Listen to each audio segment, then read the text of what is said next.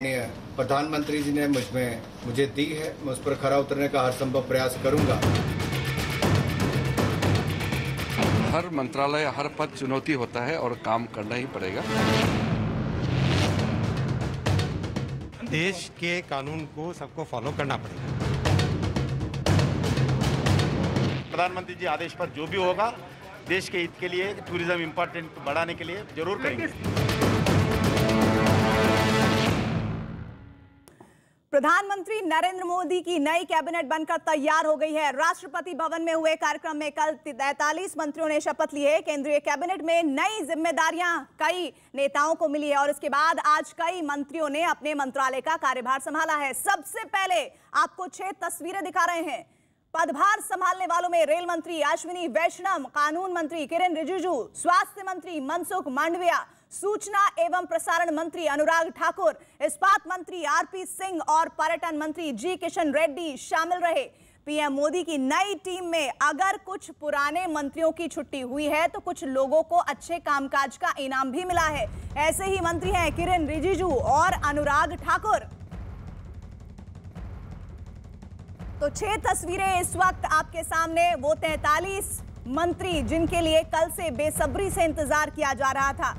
देर शाम होते होते वो सूची भी सबके सामने थी और आज देखिए किस तरह से उन तमाम मंत्रियों ने पदभार भी संभाल लिया है। इनमें वो चेहरे हैं जिन्हें नई जिम्मेदारी मिली है, इनमें वो भी चेहरे हैं जिनको प्रमोट किया गया है। 3 तस्वीरें इस वक्त आपके सामने, कानून मंत्री, इस्पात मंत्री और साथ ही साथ हमारे साथ स्वास्थ्य राज्य मंत्री की तस्वीर इस वक्त आप देख रहे हैं। किरेन रिजिजू, अब आप जानेंगे इन्हें कानून मंत्री के तौर पर, साथ ही इस्पात मंत्री के तौर पे आरसीपी सिंह के नाम को आप जानेंगे और स्वास्थ्य राज्य मंत्री के तौर पर भारती प्रवीण पवार, जिनकी तस्वीर इस वक्त आप देख रहे हैं।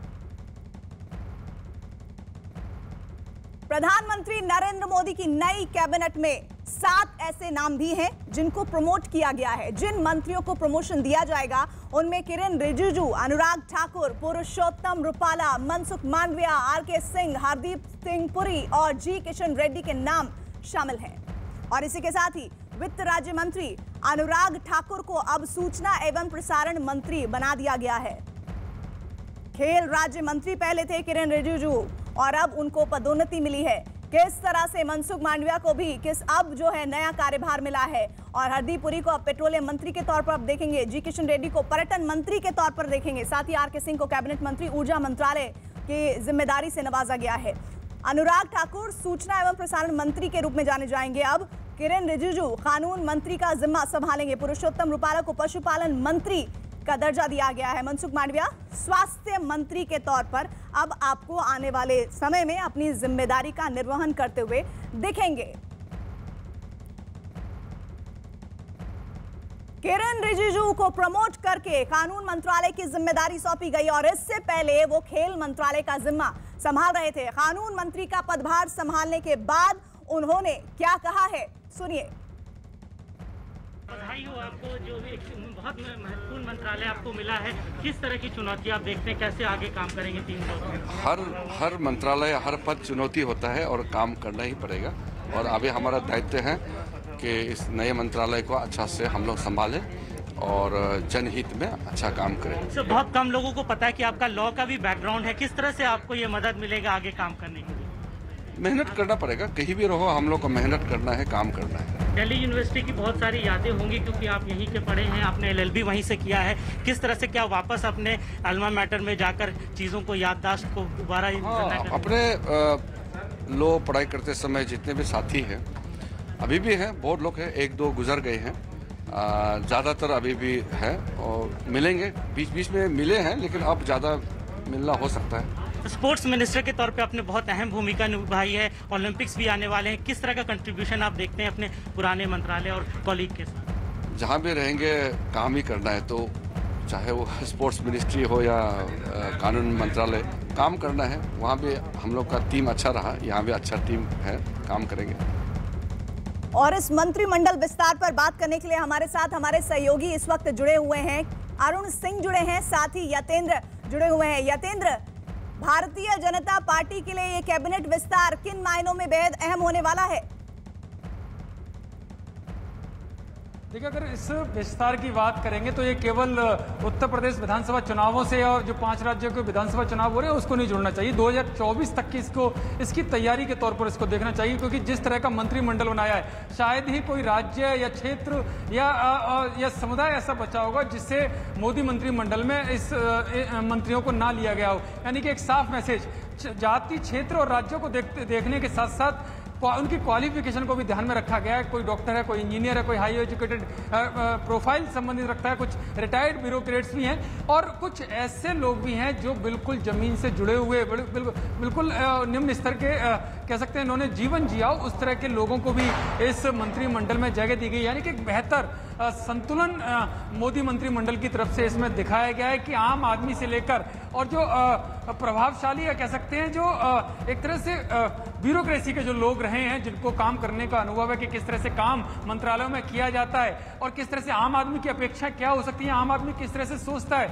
उसको क्या चाहिए, तो उन सब का बेहतर समन्वय इस मोदी मंत्रिमंडल के इस विस्तार में देखने को मिला है और हर तबके को, हर समुदाय को, हर एरिया को इसमें समाहित करने की कोशिश की गई है। और ऐसे ही अगर केवल एक छोटी सी बात की अगर उत्तर प्रदेश से देखेंगे, उत्तर प्रदेश से इस बार 7 मंत्री लिए गए हैं क्योंकि उत्तर प्रदेश अहम भी है। इस बार 2000 कुछ समय के बाद ही उसमें चुनाव होने वाले हैं, 5 राज्यों के विधानसभा चुनाव साथ होंगे।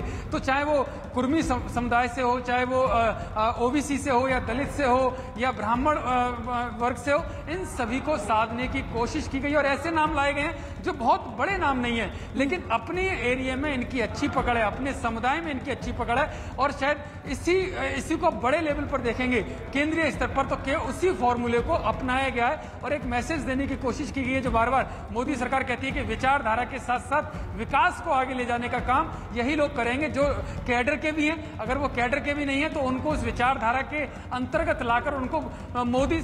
महिलाएं अपने कार्य के प्रति, अपने दायित्वों के प्रति बहुत ईमानदार होती हैं, बहुत निष्ठापूर्वक काम करती हैं और एक से एक योग्य महिलाएं हैं जो आज चुनकर संसद में आई हैं और मुझे खुशी है कि ऐसी मेरी बहुत सारी बहनों को जो बहुत योग्य हैं, अपने दम पर चुनकर आई हैं, अलग अलग राज्यों से आती हैं, उनको मंत्री परिषद में मौका मिला है और वो सभी बहुत अच्छा काम भी करेंगी, ऐसा मेरा पूरा विश्वास है। आप सुन रहे थे जो सीधे तौर पर बताती हुई कि किस तरह से जिस जिम्मेदारी को उनको दिया गया है वो पूरी निष्ठा के साथ उसे निभाएंगे और साथ ही साथ उन्होंने महिलाओं का भी जिक्र किया। हरदीप सिंह पुरी को आप देख रहे हैं जिन्होंने आज अपना कार्यभार संभाला है, उनको प्रमोट किया गया और इसके साथ ही जो ड्रीम टीम है उसमें किस तरह से कुछ नए चेहरे जिसमें मीनाक्षी लेखी आप देख रहे हैं। अरुण हमारे साथ जुड़े हुए हैं। अरुण, अभी अनुप्रिया पटेल को हम सुन रहे थे जो ये कह रही थी कि नई जिम्मेदारी मिली और साथ ही महिलाओं की भागीदारी को लेकर उन्होंने अपनी बात कही कि ये बहुत महत्वपूर्ण है कि इस कैबिनेट में महिलाओं की भागीदारी ज्यादा से ज्यादा है, लेकिन सत्ता पक्ष के लिए तो बहुत कुछ है जिसकी सराहना की जा सकती है। विपक्ष इस कैबिनेट रीशफल को किन नजर में देख रहा है? देखिए, विपक्ष तो लगातार ये कह रहा है कि ताश के पत्ते की तरह फेंटा जा रहा है और जो मंत्री हटाए गए उनको लेकर के भी विपक्ष निशाना साध रहा है। हर्षवर्धन को हटाने पर कह रहा है कि जिम्मेदारी तो उच्च स्तर पे भी होनी चाहिए। हर्षवर्धन को इसलिए हटाया गया क्योंकि कोरोना से वो ठीक से निपट नहीं सके। सरकार कहती है कि कोरोना से हमने बहुत बढ़िया तरीके से निपटा है, लेकिन स्वास्थ्य मंत्री को ही हटा दिया गया। तो विपक्ष लगातार हमले कर रहा है सरकार पर और कह रहा है कि ये कॉस्मेटिक सर्जरी है, ये सही बदलाव नहीं है और बदलाव करने की जरूरत इसलिए पड़ी क्योंकि सरकार काम नहीं कर रही थी। लेकिन बीजेपी के नजरिए से अगर आप इसको देखें, मोदी सरकार के नजरिए से आप देखें इसको, तो 5 साल किसी भी पूर्ण बहुमत की सरकार को मिलते हैं जिसमें से 8 महीने 7 महीने ये सरकार काम कर पाई थी और पहली बार से ज्यादा बहुमत से देश की जनता ने इस सरकार को चुना था। 5-7 महीने बाद ही कोरोना आ गया। 1.25 साल से लगभग सरकार के जो विकास के काम है वो ठप पड़े हैं। उसकी वजह है चाहे आप रेल की पटरियां बिछाने का काम हो, रोड बनाने का काम हो, फैक्ट्रियां बनाने का काम हो या माल एक जगह से दूसरी जगह ले जाने का काम हो, हर तरह से मुश्किल का सामना करना पड़ा। रेल को मुश्किल का सामना करना पड़ा, एविएशन सेक्टर को मुश्किल का सामना करना पड़ा और इसीलिए इसको गति देने और अगले 2 साल में सरकार के काम को आम जनता तक पहुंचाने, जमीन पर उतारने और लोगों तक पहुंचाने के लिए नए लोगों को आजमाया जा रहा है। आप देखिए, अश्विनी वैष्णव IAS अधिकारी, कम बोलते हैं, काम ज्यादा करते हैं, उनको रेल जैसा अहम महकमा दिया गया, IT जैसा अहम महकमा दिया गया ताकि वो काम करके 2 साल में दिखाएं और जो गति धीमे हो गई थी रेल की उसको तेज करें। आप देखिए, कानून के जानकार हैं, LLB किए हुए हैं किरण रिजिजू, उनको कानून मंत्रालय का काम इसलिए दिया गया क्योंकि कई सारे मंत्रालयों में एक दूसरे के में अड़ंगा डालते हैं नीतियों को लेकर। बीच में समन्वय का काम कानून मंत्रालय करता है क्योंकि उससे ही लीगल राय मांगी जाती है। साथ ही साथ सुप्रीम कोर्ट में भी कानून मंत्रालय का बहुत अहम रोल होता है। जिस तरह की याचिकाएं दाखिल होती है सरकार का पक्ष वहां पर रखना होता है। इसके अलावा अगर आप बात करिए मनसुख भाई मंडविया, कोरोना काल अभी चल ही रहा है, तीसरी लहर को रोकना कैसे है, उपाय क्या करने हैं, ऑक्सीजन की कमी को कैसे दूर करना है, अगर बहुत बड़े पैमाने पर किरण रिजिजू को दिखा रहे हैं। उससे पहले अनुप्रिया पटेल को हम दिखा रहे थे लाइव। अनुप्रिया पटेल जिन्हें कैबिनेट में शामिल किया गया है इस बार, और इस वक्त अनुराग ठाकुर को, हरदीप पुरी को आप देख रहे हैं। अनुप्रिया पटेल के बारे में पहली जब 2014 में सरकार बनी थी तब वो हिस्सा जरूर बनी थी, लेकिन 2019 में उन्हें मौका नहीं मिला था। लेकिन अब जब विस्तार हुआ है पहली बार 2019 के बाद, उसमें अनुप्रिया पटेल को जगह दी गई है और ये कहा जा रहा है कि बेहद अहम है अनुप्रिया पटेल को अपना दल से शामिल करते हुए किस तरह से उन्हें मिनिस्टर बनाया गया है। और ऐसे में उनको जिम्मेदारी के साथ साथ महिला सशक्तिकरण या महिला फेस होने के साथ ही उन्होंने खुद ये बात मानी है कि किस तरह से महिलाओं की भागीदारी कैबिनेट में बढ़ेगी और महिलाओं के कल्याण के लिए जो महिलाएं शामिल हुई हैं वो बढ़ चढ़कर अपनी बात को रख पाएंगी। तो लगातार वो तस्वीरें, अरुण आप अपनी बात को पूरा कीजिएगा, मैं लेकिन उससे पहले कुछ तस्वीरें और कुछ जानकारियां व्यूअर्स से साझा करना चाहती हूं। दरअसल अब तक वित्त राज्य मंत्री रहे अनुराग ठाकुर को सूचना और प्रसारण मंत्री के अलावा खेल मंत्री भी बना दिया गया है। अनुराग ठाकुर सुबह सुबह नए दफ्तर पहुंचे और उन्होंने अपना कार्यभार संभाला। वहीं अश्विनी वैष्णव को आईटी मंत्रालय के साथ रेल मंत्रालय का जिम्मा भी सौंपा गया है। पहले रेल मंत्रालय पीयूष गोयल के पास था, अश्विनी वैष्णव ने भी दफ्तर पहुंचकर कार्यभार संभाल लिया है। इनके बाद नए स्वास्थ्य मंत्री मनसुख मांडविया ने अपना कार्यभार संभाल लिया है। तो तस्वीरें 3 और तस्वीरों के साथ ही जानकारियां भी, अलग अलग मंत्रालयों की जिम्मेदारियों के जो चेहरे हैं वो बदल गए हैं।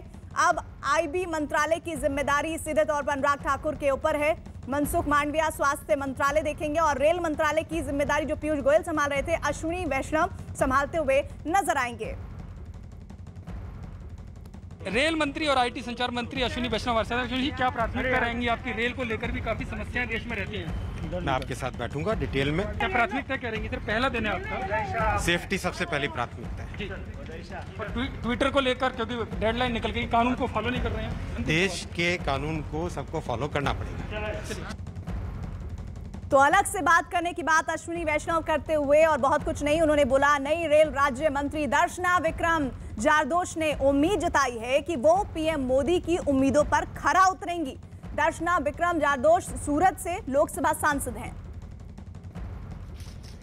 राष्ट्रपति भवन में शपथ ग्रहण समारोह के दौरान 11 महिला मंत्रियों की तस्वीर पूरे देश ने देखी है। एक ऐसी तस्वीर थी जो शायद पूरे देश की महिलाओं को काफ़ी जोश दिलाएगी राजनीति में आने का, और उन 11 महिलाओं में से एक थी दर्शना बेन जरीदोश जो सूरत से 3 बार की सांसद है, इस वक्त हमारे साथ मौजूद हैं। टेक्सटाइल, वस्त्र, कपड़ा मंत्रालय और रेलवे दोनों का राज्य मंत्री का प्रभार मिला है। दर्शना बेन, बहुत बड़ी उपलब्धि, 3 बार की सांसद। माननीय प्रधानमंत्री श्री नरेंद्र भाई ने बहुत विश्वास से ये मंत्रालय सौंपे हैं और जैसे सीनियर्स कैबिनेट मंत्री पीयूष गोयल जी और वैष्णव जी के साथ मिलकर ये परफॉर्म भी करना है, तो आगे चल के बहुत अच्छा काम करेंगे। चैलेंज बहुत बड़ा है, कपड़ा मंत्रालय जहां स्मृति जी काम करती थी। मैं सूरत से बिलोंग करती हूँ, स्मृति जी के साथ संगठन में भी काम किया है और टेक्सटाइल मिनिस्ट्री के तौर पे काफ़ी इश्यूज उनके साथ देखे भी है। तो ये तालमेल तो पुराना था, उन्होंने बहुत अच्छा ये मंत्रालय को एक आगे लेके गए हैं और मैं और पीयूष जी और आगे लेके जाएंगे, क्योंकि मेक इन इंडिया ब्रांड बनानी है। नरेंद्र भाई के नेतृत्व में उन्होंने जो सोचा है, जो सबसे बड़ा मंत्रालय मेरे हिसाब से जो कपड़ा जो है, और 17 साल के बाद में सूरत से मंत्री थे और उसके बाद में 17 साल के बाद में ये मंत्रालय जो सूरत का बेसिक जो मंत्रालय के रिलेटेड जो व्यवसाय है उसके हिसाब से मिला है, तो उसका न्याय करने का प्रयत्न करेंगे।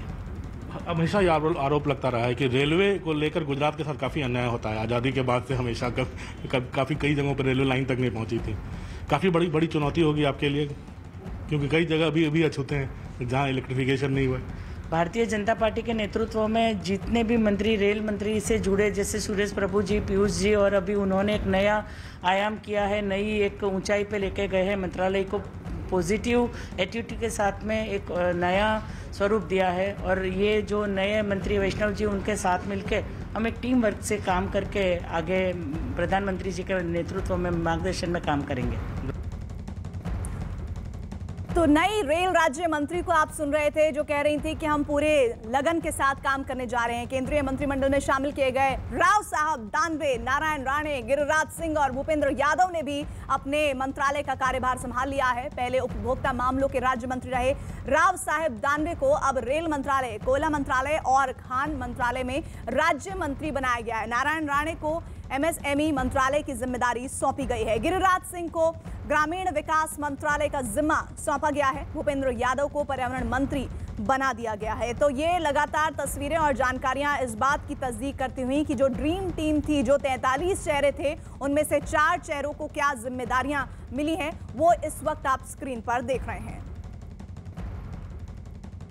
मंत्रिमंडल में अलग अलग जातियों और अलग अलग राज्यों की नुमाइंदगी का भी ध्यान रखा गया है और कई नए चेहरों को भी मंत्रिमंडल में जगह दी गई है। सबसे अहम बात यह है कि कैबिनेट में जातीय समीकरणों का भी खास ध्यान रखा गया है और पहली बार किसी प्रधानमंत्री की कैबिनेट में ओबीसी समुदाय से आने वाले 27 मंत्रियों को जगह मिली है। देश के इतिहास में यह अब तक का सबसे बड़ा आंकड़ा है। 12 दलित समुदाय से आने वाले नेताओं को मंत्री बनाया गया है, जिनमें 3 को कैबिनेट मंत्री बनाया गया है, जबकि अल्पसंख्यक समुदाय के 5 नेताओं को मंत्रिमंडल में जगह दी गई है। इसके अलावा 11 महिलाओं को भी प्रधानमंत्री की कैबिनेट में शामिल किया गया है। कैबिनेट विस्तार के दौरान युवाओं को खास तरजीह दी गई है। कुल मंत्रियों में 14 मंत्री ऐसे हैं जिनकी उम्र 50 साल से कम है और दूसरी तरफ अनुभव का भी खास ध्यान रखा गया है। नई कैबिनेट में 5 पूर्व मुख्यमंत्री हैं और 18 ऐसे नेता हैं जिन्हें राज्यों में मंत्रालय संभालने का अनुभव रहा है।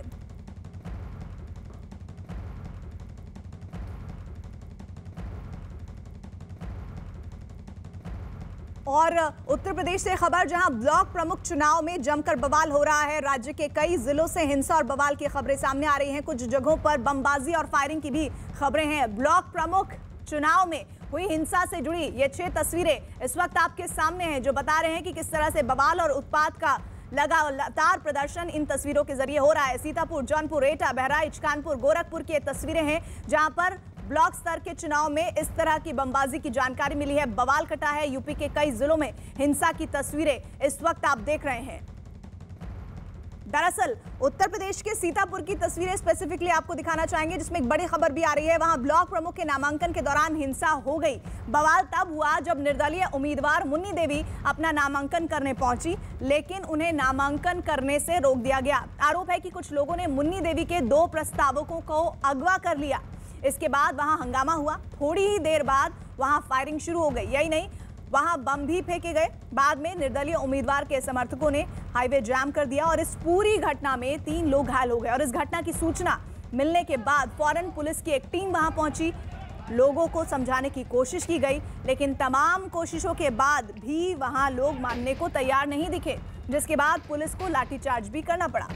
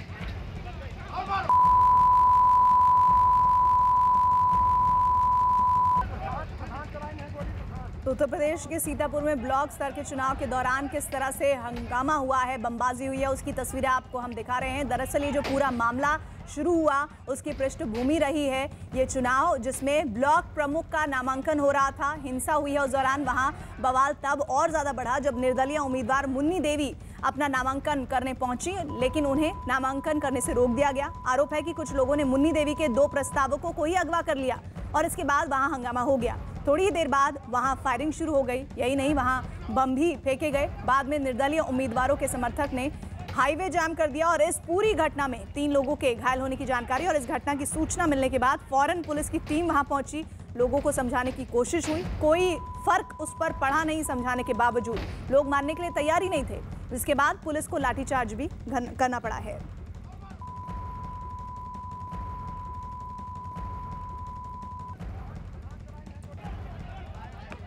तो देखिए किस तरह से गोलियां चलने की, बमबाजी चलने की तस्वीरें इस वक्त सामने आ रही हैं। फायरिंग में भगदड़ मची है, 3 लोगों के घायल होने की जानकारी है और जो बंदूक के छर्रे होते हैं वो इस वक्त आपको यहाँ पर दिख रहे होंगे, बुलेट जिन्हें कहा जाता है, वो जमीन पर पड़े हुए नजर आ रहे हैं। और कुछ ऐसे लोग जो घायल पड़े हुए हैं गाड़ी के पास, उनकी तस्वीर भी आप देख सकते हैं। हालांकि कहा तो जा रहा है कि मात्र 3 लोग घायल हुए हैं, लेकिन जिस तरह की तस्वीरें हैं उस बात पर यकीन करना मुश्किल है कि 3 ही लोग इस पूरे हंगामे में घायल हुए होंगे।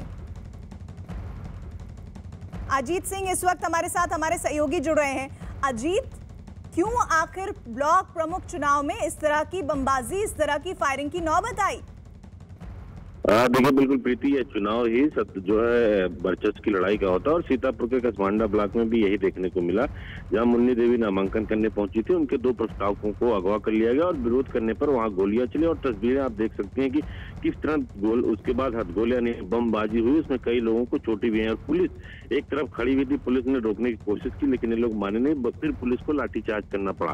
हालांकि जिलाधिकारी जो है SSP वो मौके पर पहुंचे, अब कार्रवाई की जा रही, लेकिन सिर्फ सीतापुर नहीं प्रीति, इसके अलावा गोंडा में विवाद हुआ, जौनपुर में विवाद हुआ, हरदोई हुआ, कन्नौज, कई सारे यूपी के जिलों में जहां ब्लॉक प्रमुख के चुनाव का आज नामांकन हो रहा था और वर्चस्व की जंग देखने को मिली। लेकिन सीतापुर से जो तस्वीर आई वो काफी हैरान करने वाली, क्योंकि यहाँ खुलेआम गोलियां चली, हथगोले चले, 3 लोग घायल भी हुए। प्रीति, 2 तस्वीरें भी मैं आपको दिखाना चाहती हूं अजीत, फिर मैं आपके साथ दोबारा जुड़ूंगी और देखूंगी कि किस तरह से इन तस्वीरों के बाद अब हालात हैं। लेकिन हम इन तस्वीरों के जरिए आप समझ लीजिए कि किस तरह से ब्लॉक प्रमुख के चुनाव में इतना हो हंगामा हो रहा है। बम भी फेंके गए हैं, लोगों ने हाईवे जाम कर दिया है, पुलिस वहां पर पहुंची है, कोई भी पुलिस की बात को समझने के लिए तैयार ही नहीं था और आखिरकार नतीजतन पुलिस को लाठीचार्ज करना पड़ा है। फायरिंग की खबरें आई हैं और ये जानकारी है कि 3 लोग घायल हुए हैं।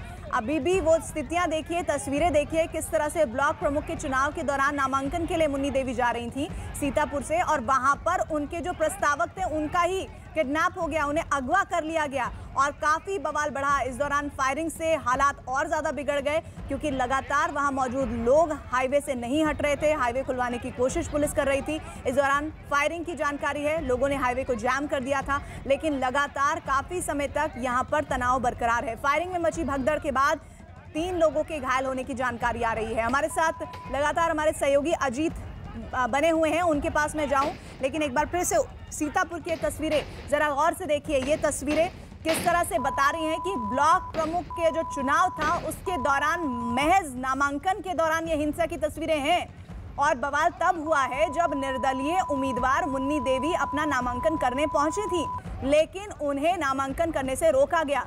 कौन वो लोग थे, इनको चिन्हित करना जरूरी है। आरोप है कि कुछ लोगों ने मुन्नी देवी के 2 प्रस्तावकों को अगवा कर लिया है और इनके बाद हंगामा और ज्यादा बढ़ा। थोड़ी देर बाद वहां फायरिंग शुरू हो गई, यही नहीं वहां बम भी फेंके गए। बाद में निर्दलीय उम्मीदवार के समर्थकों ने हाईवे जाम कर दिया और इस पूरी घटना में 3 लोग घायल हो गए हैं और इस घटना की सूचना मिलते ही फौरन पुलिस की टीम वहां पर पहुंची, लेकिन ज्यादा फायदा उनके पहुंचने का हुआ नहीं क्योंकि लोगों को समझाने की कोशिशें हुई, लोग समझने को तैयार नहीं थे। इस दौरान लाठी भांजी गई और इसके साथ ही सड़क जो हाईवे था उसे जाम किया गया था। अजीत, अभी क्या स्थिति है वहां पर? देखिए बिल्कुल वहाँ कई थानों की फोर्स लगा दी गई है प्रीति और कई लोगों को पुलिस ने हिरासत में लिया है और अभी पूछताछ जारी है। जिलाधिकारी की तरफ से बयान भी आया कि पूरे मामले का मुकदमा दर्ज कर कार्रवाई की जा रही है। लेकिन जिस तरह से तस्वीरें आई, ये पहले प्रशासन को सोचना चाहिए था कि अगर ब्लॉक प्रमुख चुनाव, क्योंकि वर्चस्व का जंग होता है, सत्ता का चुनाव होता है, तो इसमें पहले से सावधान रहना चाहिए था। पुलिस फोर्स थी लेकिन संख्या कम थी और 2 गुटों में जब विवाद हुआ उसके बाद गोलियां चली, फायरिंग हुई, हथगोले चले, 3 लोग घायल भी हुए और इसके साथ ही साथ कई लोगों को चोटें भी आई। पुलिस को वहां से भागना भी पड़ा जब जिस वक्त हथगोले चल रहे थे, आप तस्वीरों में देख सकती हैं प्रीति। तो अब कार्रवाई की जा रही है, लेकिन कई जिले ऐसे हैं, आप जौनपुर की बात कर लें, बहराइच की बात कर लें, कन्नौज की बात कर लें, हरदोई की बात कर लें, कई जगह ऐसी तस्वीरें आई जहां पर ब्लॉक प्रमुख के नामांकन में, क्योंकि आज प्रदेश के 800 के लगभग जो ब्लॉक हैं वहां पर नामांकन हो रहे थे, उसको लेकर कई जगह विवाद हुआ। लेकिन अब गृह विभाग की तरफ से सभी डीएम एसपी को कहा गया है कि कहीं भी अगर कोई विवाद होता है, बवाल होता है, तो उसकी जिम्मेदारी पुलिस प्रशासन की है और तो फौरन कार्रवाई करे। और गोंडा में भी कार्रवाई की गई और सीतापुर में भी मुकदमा लिख लिया गया है। लोगों की जो गिरफ्तारी के लिए दबिश दी जा रही, क्योंकि मुन्नी देवी के 2 प्रस्तावकों के अपहरण का आरोप था, जिसके बाद ये पूरा विवाद हुआ और फिर हाईवे को जाम कर दिया गया। तो जाम को खुलवा लिया गया है, पुलिस फोर्स तैनात की गई है, मुकदमा पंजीकृत कर उन लोगों की गिरफ्तारी का प्रयास पुलिस कर रही है जिन लोगों ने हथगोले चलाए और गोलियां चलाई। प्रीति, अजीत आप बने रहिएगा हमारे साथ, और कुछ तस्वीरें और हैं जो दिखाना चाहती हूँ व्यूअर्स को। सीतापुर, जौनपुर, एटा, बहराइच, कानपुर, गोरखपुर और ये ब्लॉक प्रमुख का जो चुनाव है उसके नामांकन के दरमियान की ये तस्वीरें हैं। सबसे पहली तस्वीर सीतापुर की है जहां पर मुन्नी देवी गई थी नामांकन भरवाने। उन्होंने उस नामांकन के दौरान ये कहा कि उन्हें वहां से रोका गया, यानी नामांकन भरने के लिए उन्हें कहा गया कि आप नहीं जा सकती हैं। उसके बाद जो उनके साथ जो प्रस्तावक थे उन्हें अगवा कर लिया गया। इसी तरह की स्थितियां जौनपुर में देखने को मिली, एटा में भी यही हालात थे, बहराइच, कानपुर, गोरखपुर में भी यही स्थितियां बनी है। और देखिए किस तरह से वहां पर हो हंगामा और बवाल मचा रहा है। पुलिस ने जरूर इस दौरान अपने आप को फॉर्म में रखा, लेकिन उसका कुछ ज्यादा असर हुआ नहीं, क्योंकि हालात लगातार बेकाबू होते चले गए। उत्तर प्रदेश के कानपुर देहात की भी तस्वीरें देखिए। ब्लॉक प्रमुख चुनाव के नामांकन के दौरान बवाल की तस्वीरें, जहां समाजवादी पार्टी के कार्यकर्ता और बीजेपी के कार्यकर्ताओं के बीच तीखी बहस हुई है, लेकिन थोड़ी ही देर में बहसबाजी मारपीट में तब्दील हो गई। तो बहसबाजी किस तरह से मारपीट में तब्दील हो रही है उसकी लाइव तस्वीरें इस वक्त आप देख रहे हैं, जो कैमरे में रिकॉर्ड हुई हैं, और किस तरह से फिर वहां से पुलिस को आना पड़ा और लोगों को खदेड़ना पड़ा। और ये ब्लॉक प्रमुख के नामांकन के दरमियान की तस्वीरें हैं, जो उत्तर प्रदेश जो देश का सबसे बड़ा सूबा है उसकी तस्वीरें आ रही हैं। अभी सीतापुर की आपको हमने तस्वीरें दिखाई, अब कानपुर देहात की आप तस्वीरें देख रहे हैं, जहां पर समाजवादी पार्टी और बीजेपी के जो कार्यकर्ता थे उनके बीच पहले तीखी बहस हुई और फिर ये पूरी बहस बवाल में, हाथापाई में तब्दील हो गई। पुलिस को पहुंचना पड़ा हालात को काबू करने के लिए, तब जाकर ये मामला शांत हो पाया। लेकिन इस तरह ब्लॉक प्रमुख के नामांकन के दौरान राज्य के अलग अलग इलाकों से इस तरह की तस्वीरें सामने आ रही हैं, जिसमें हमने सीतापुर और साथ ही साथ अभी कानपुर देहात की तस्वीरें आपको दिखाई है। इसी खबर पर हमारे साथ हमारे सहयोगी अमित गंजू जुड़ गए हैं। अमित, कानपुर देहात में क्यों है इतना बवाल? देखिए, मैं आपको बताना चाहूंगा कि ब्लॉक प्रमुख के चुनाव में कहीं ना कहीं समाजवादी पार्टी और भारतीय जनता पार्टी के प्रत्याशियों की पुरानी खुन्नस अगर कही जाए, क्योंकि जिला पंचायत अध्यक्ष को लेकर भी आरोप प्रत्यारोपों का पूरा दौर चला। थानों में एप्लीकेशंस तक लेके गए, चाहे कानपुर देहात की बात करें, कानपुर नगर की बात करें, औरैया की बात करें, कन्नौज की बात करें, फरकाबाद की बात करें, कमोवेश स्थिति हर जगह सही यही देखने को मिली।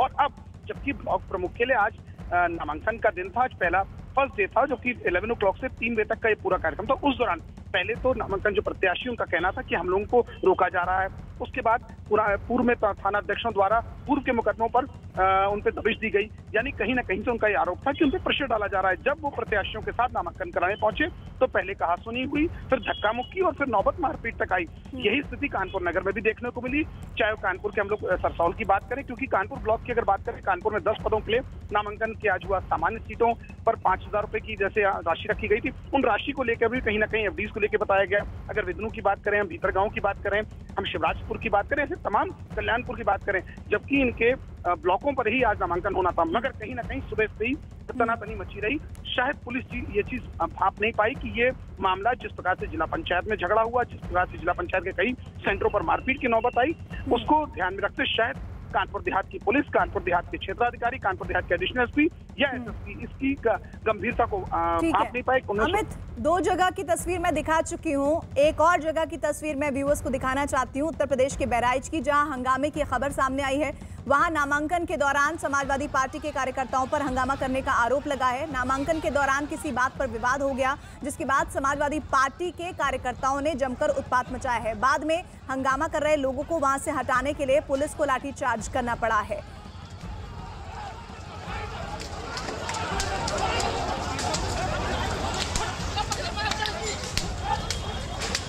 तो यूपी के बहराइच की ये तस्वीरें और देखिए हो हंगामे की तस्वीरें यहां से भी सामने आई है। 2 तस्वीरें सीतापुर और कानपुर देहात के बाद बहराइच की, जहां पर पुलिस को लोगों को खदेड़ना पड़ा है। और नामांकन के दरमियान की ये तस्वीरें हैं, जब ब्लॉक प्रमुख के नामांकन के लिए आ रहे थे लोग, कैंडिडेट आ रहा था, उस दौरान ये हंगामा हुआ है। तब पुलिस को एक्शन में आना पड़ा, लेकिन एक्शन में आते उससे पहले काफी बवाल बढ़ चुका था। हाथापाई की नौबत 2 गुटों में आ गई थी और ऐसे में पुलिस ने बहुत कोशिश की कि जल्द से जल्द इस मामले को सुलझा लिया जाए, खत्म कर लिया जाए, लेकिन किस तरह से पुलिस ने वहां से इन लोगों को खदेड़ने की कोशिश की, फोर्सेस की भी तैनाती करनी पड़ी। हालात बहराइच में इस कदर बेकाबू हो गए थे और लोगों को लाठी डंडों के दम पर ही वहां से खदेड़ा गया। कुछ लोग तो पुलिस की जद में आ गए जिनकी पुलिस ने ठीक से खबर ली, लेकिन मामला ये उत्तर प्रदेश के बहराइच का है। और हमारे सहयोगी अखिलेश कुमार इस वक्त हमारे साथ जुड़ रहे हैं इस खबर पर बात करने के लिए। अखिलेश, यहाँ क्या वजह रही विवाद की, हंगामे की? देखिए प्रीति, दर्शकों को बता दूं कि ब्लॉक प्रमुख का जो चुनाव होता है ये वर्चस्व का चुनाव होता है। आज बल्हा ब्लॉक में सुबह नामांकन हो रहा था। बल्हा ब्लॉक में भाजपा के प्रत्याशी अंदर नामांकन कर रहे थे, वहीं बाहर गेट पे सपा के सैकड़ों समर्थक सहित जो प्रत्याशी हैं वो पहुंच गए गेट पे और गेट को जबरदस्ती खोलने की कोशिश की। पुलिस ने उन्हें रोकने की कोशिश की लेकिन बेकाबू हो गए, भीड़ ज्यादा थी। फिर पथराव हुआ, पुलिस को भी चोट आई है, एक कांस्टेबल का सर भी फूटा हुआ है। उसके बाद पुलिस एक्शन में आई है और खदेड़ा है। पुलिस ने जो है सपा के जो कार्यकर्ता है उनको थाने लेके गई है, उनके खिलाफ विधिक कार्रवाई की जा रही है। हालांकि प्रत्याशी को नॉमिनेशन करने दिया गया। आपको बता दूं बहराइच में 14 ब्लॉकों में आज नॉमिनेशन होना था। 9 ब्लॉकों में 1 से अधिक पर्चे दाखिल हुए हैं, लेकिन 5 ब्लॉकों में केवल भाजपा की प्रत्याशी ने नामांकन दाखिल किया है। जी, लेकिन अब क्या हंगामा ये शांत हो गया है? हाँ प्रीति, बिल्कुल ये अपडेट ये है कि जो वहाँ के खंड विकास अधिकारी उन्होंने बताया है कि सपा के प्रत्याशी का भी पर्चा ले लिया गया है। भाजपा प्रत्याशी भी नाम दाखिल कर चुके थे उससे पहले और वहाँ पे शांति व्यवस्था कायम है, पुलिस फोर्स तैनात है। और जो वहाँ पे जिन्होंने भीड़, जो सपा के जो कार्यकर्ता थे जो भीड़ लेके आए थे, उनके खिलाफ अब पुलिस विधिक कार्रवाई कर रही है, उनके खिलाफ मुकदमा लिखा जा रहा है। एक बार फिर से मैं यूपी के बहराइच की तस्वीरें दिखाना चाहती हूँ जिसमें लगातार आप देखिए किस तरह से हो हंगामे की तस्वीरें साफ हैं।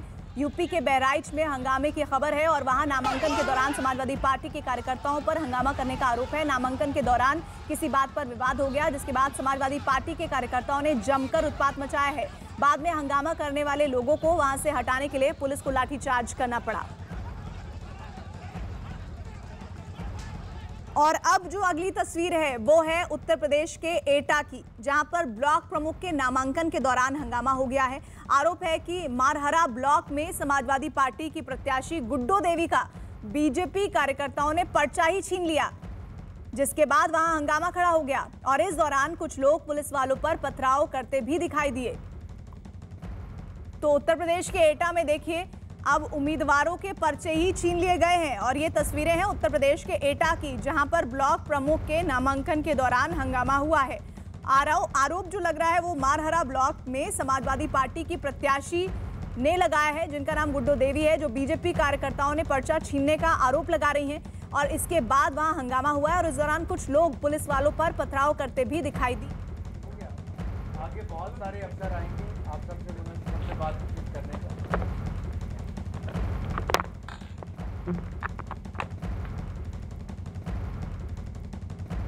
तो अनुराग ठाकुर को आप देख रहे थे, अब नई जिम्मेदारी के साथ नजर आने वाले हैं सूचना और प्रसारण मंत्रालय की जिम्मेदारी के साथ। और इसके साथ ही आप ये समझ लीजिए कि इन जिम्मेदारियों के साथ जब वो पदभार संभाल रहे हैं तो न्यूज़ 18 की कोशिशें यही है कि वो बात करें और क्या अब उनके सोच है, किस धारणा के साथ वो आगे चलने वाले हैं। हाल फिलहाल के दिनों में चुनौतियां किस तरह की होंगी, इस पर भी निगाह है अनुराग ठाकुर की, जिनको प्रमोट किया गया है। ये वो चेहरे हैं जिनका प्रमोशन हुआ है, उनमें अनुराग ठाकुर का नाम भी शामिल है। साथ ही 2 और तस्वीरें आप देख रहे हैं मनसुख मांडविया की, जिन्हें अब स्वास्थ्य मंत्रालय का पदभार संभालना होगा और साथ ही अश्विनी वैष्णव, उन्हें रेल मंत्रालय की जिम्मेदारी सौंपी गई है। अभी तक पीयूष गोयल इस मंत्रालय का कार्यभार संभाल रहे थे। तो ये तीनों तस्वीरें और साथ ही अब कोशिश ये है कि चाहे कैबिनेट मंत्री हो, राज्य मंत्री हो, उनसे बात की जाए, उनका जो रोड मैप है आने वाले दिनों में 2024 से पहले किस तरह से वो अपने विभागों में चुनौतियों का सामना करने वाले हैं और किस तरह से आने वाले समय में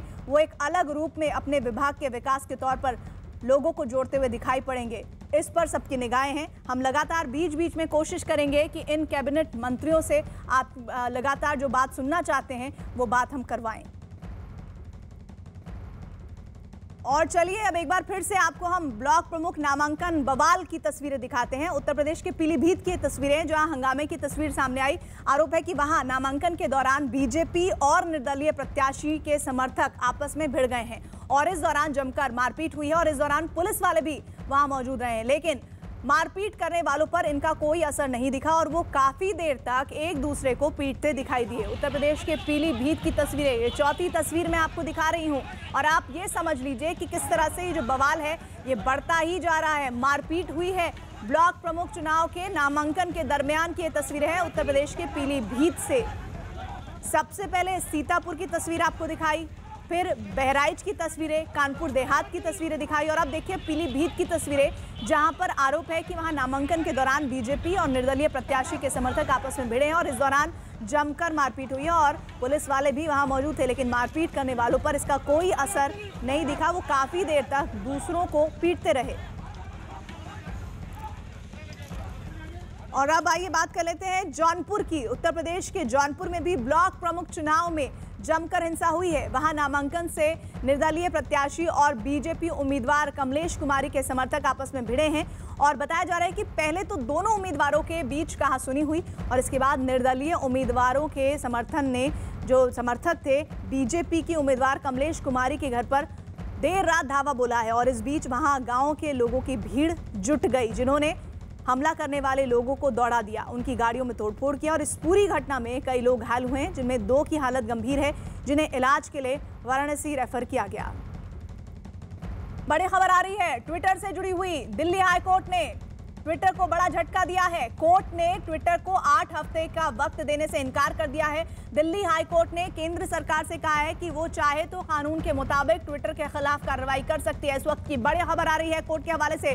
ट्विटर को हाईकोर्ट ने बड़ा झटका दिया है। खबर ये आ रही है कि दिल्ली हाईकोर्ट से ट्विटर को झटका लगा है। कोर्ट ने ट्विटर को 8 हफ्ते का वक्त देने से इनकार कर दिया है। हमारे साथ हमारे सहयोगी अमित इस खबर पर जुड़ गए हैं। अमित, 8 हफ्ते का वक्त नहीं देना क्या मतलब हो जाता है ट्विटर के लिए? कितनी बड़ी मुसीबत के लिए, क्योंकि ट्विटर ने 8 सप्ताह का समय मांगा था, 8 हफ्ते का समय मांगा था परमानेंट ग्रीवांस अफसर की नियुक्ति के लिए। जो नए आईटी नियम 2021 बनाए गए हैं उसके मुताबिक परमानेंट ग्रीवांस अफसर हिंदुस्तान में नियुक्त करना बहुत जरूरी है और उसके लिए ट्विटर ने हाईकोर्ट से 8 सप्ताह का समय मांगा था और हाईकोर्ट ने साफ साफ लफ्जों में मना कर दिया है कि वो 8 सप्ताह का समय नहीं दे सकते हैं और ना ही ट्विटर को किसी भी तरीके से कोई प्रोटेक्शन दिया जा सकता है। और साथ ही साथ ट्विटर ने हाईकोर्ट ने केंद्र सरकार से कहा है कि ट्विटर को किसी भी तरीके से अंतरिम संरक्षण नहीं दिया जा रहा है, इसलिए सरकार चाहे तो कानून के मुताबिक कार्रवाई कर सकती है यदि किसी नियम का उल्लंघन होता हुआ सरकार को मिले तो ये ट्विटर के लिए बहुत बड़ा झटका है। हालांकि ट्विटर ने हाईकोर्ट में दावा किया है कि उसने अंतरिम अधिकारी यानी RGO की नियुक्ति कर दी है, पर स्थायी के लिए कुछ समय उन्हें और चाहिए स्थायी अधिकारी नियुक्त करने के लिए और नए आईटी नियम के अनुसार RGO की नियुक्ति करनी बहुत आवश्यकता है, लेकिन जो परमानेंट ग्रीवांस अफसर है उसके लिए उन्हें 8 सप्ताह का समय चाहिए, जिस पर हाईकोर्ट ने 8 सप्ताह का समय देने से साफ साफ मना कर दिया। यानी मुसीबत में है इस वक्त ट्विटर को अगर मुसीबत से बचना है तो उसे जल्द से जल्द परमानेंट ग्रीवांस अफसर नियुक्त करना होगा। शुक्रिया अमित।